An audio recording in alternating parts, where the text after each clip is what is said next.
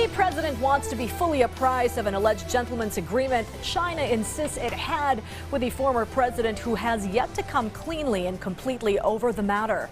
Still, the president is firm he will neither hand his predecessor to the International Criminal Court nor let them litigate their case against his illegal drugs war here in the country. Our Kenneth Paciente has more on the president hailing the role of media in today's FOCAP founding that just turned gold. The current administration continues to coordinate with former officials of the Duterte administration. This to find out the details of the alleged secret agreement entered into and sealed with a handshake by the former administration with the Chinese government on the issues in the South China Sea. According to President Ferdinand R. Marcos Jr., he believes such an agreement took place because China has insisted on it repeatedly. But what he doesn't understand is why it was done secretly. What is contained in that secret agreement? What did we agree to? And why did we agree to that? What exactly is it that we compromised? Number two. Number three, and this is a critical question, why did you keep it secret? Why is there not one single document that contains that agreement? Why is there not one shred of evidence that can show that this agreement exists?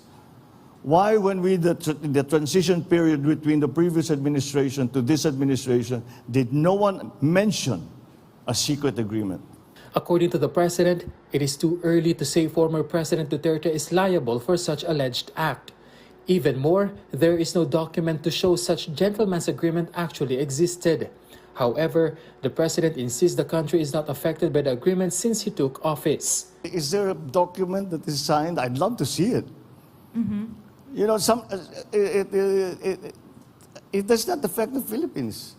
And if there is, I have said that before, when this first came up a few months ago, and it turns out that the Chinese are insisting that there's a secret agreement, and perhaps there is.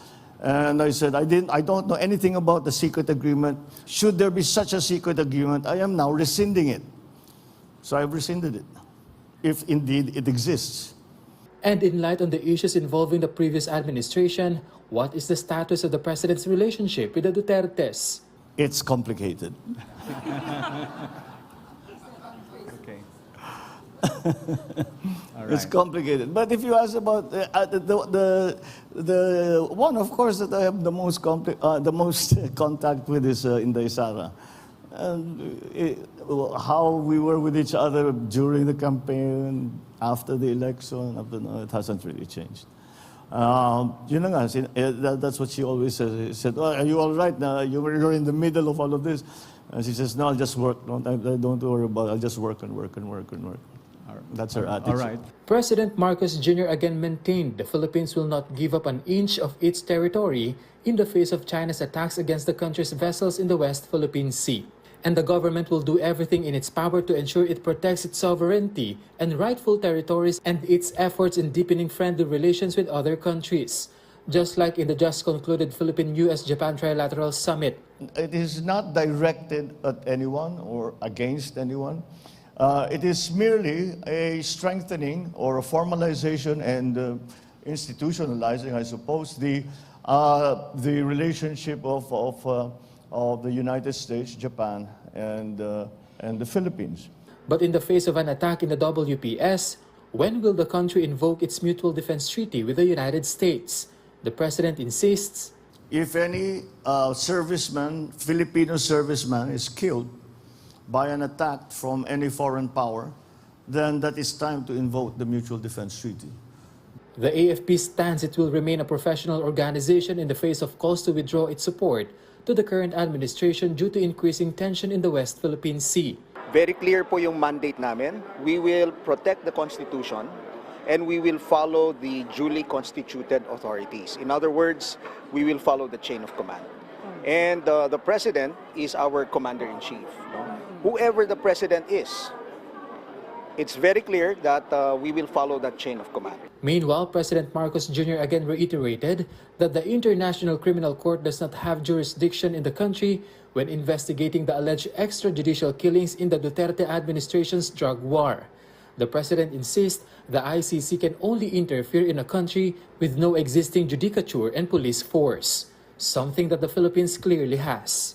We have a judiciary. The Chief Justice, former Chief Justice, is sitting right here. He will explain to you how healthy and robust and how active the judiciary is. The police force, I think, the same thing. So that is the reason. It is not. We are well within.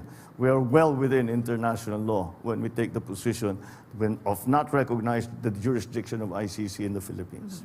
And if the ICC issues an arrest warrant against former President Duterte, President Marcos Jr. said, We don't recognize the warrant that they will send to us. So that's a no. That's a no. Earlier, the president attended the 50th year anniversary of the Foreign Correspondents Association of the Philippines, or FOCAP. Here, the chief executive emphasized the government's commitment in protecting the welfare and security of journalists. Along with the stance is our collective goal of protecting the welfare and lives of journalists. This administration remains committed to bringing justice to the members of the press who were slain in the line of their noble duty. Rest assured that this government, through the Presidential Task Force and Media Security, is always on top of ensuring a safe environment for media practitioners in the country. President Marcos Jr. also acknowledged the important role media plays in society, especially in light of rampant disinformation and misinformation online. Kenneth Pasyente from the National TV Network for a new and better Philippines.